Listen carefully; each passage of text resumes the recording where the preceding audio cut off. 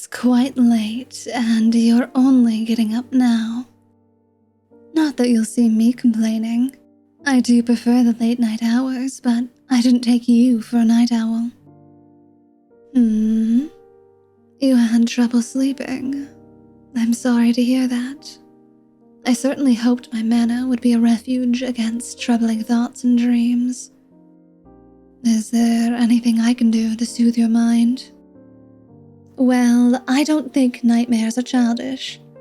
We all suffer from them, and they all mean different things to different people. It's not fair to compare your own sufferings to others, so you have no judgments from me.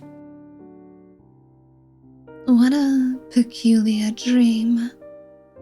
A creature watching you from the darkness, waiting, hungering. What do you think that means? Well, in relation to you. Cute.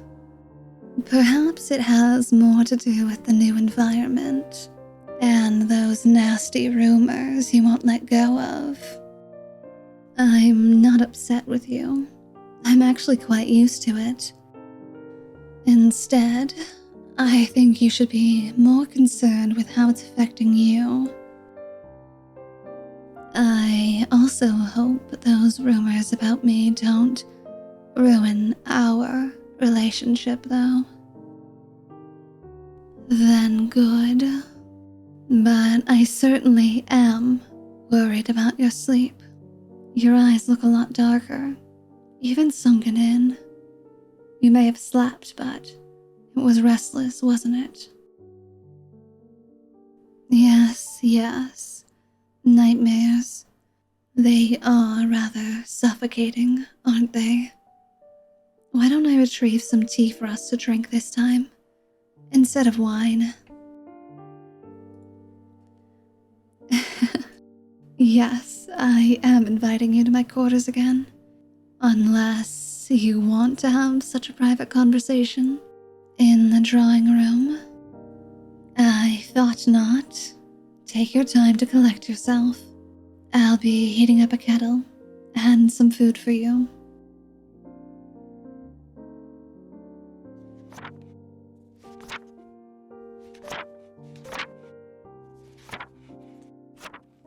Helping yourself to my personal library, Well, don't go and drop them. They are precious to me, you know. You're fine. Don't let me stop you. If you find my manuscript so entertaining, I'd hate to be the one to stop you. Indeed, I did write all those books on the shelves. I have a fondness for literary work, especially with all the time I seem to have. But enough about me. Your tea. And I warmed up some pastries that were made earlier in the day. I hope they're to your liking.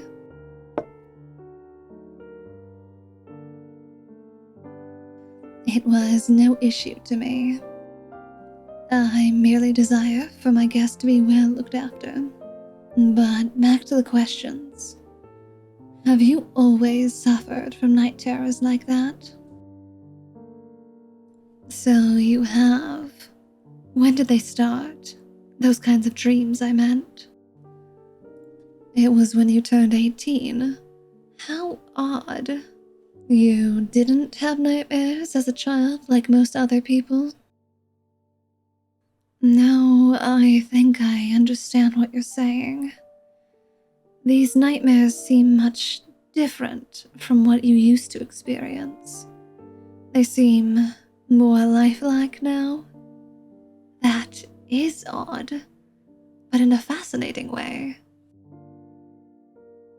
Oh, I don't mean to make light of your pain. It's just not every day that I find something so out of the realm of normal. It's exciting. Though I must also admit something. I know I may have admonished you for your belief in the supernatural yesterday, but I may be a bit of a believer myself. Yes, laugh all you want, but I have my reasons for it, as I'm sure most do. Tell me more about that dream, though. About the creature. Do you feel fear around it? It feels nostalgic. That wasn't the word I was expecting from you, but how so? You'd call it emotional, somewhat like feeling a longing? Or is it a sense of loss? Or rather, more bittersweet? That would fit the bill. Have you experienced intense feelings of déjà vu? Or even memories that aren't entirely your own? That look, you're shocked. I guess I've hit the mark then, Like I said, I have a sliver of knowledge on it, as it does interest me. I'll have to look more into it, but this is quite the revelation, isn't it?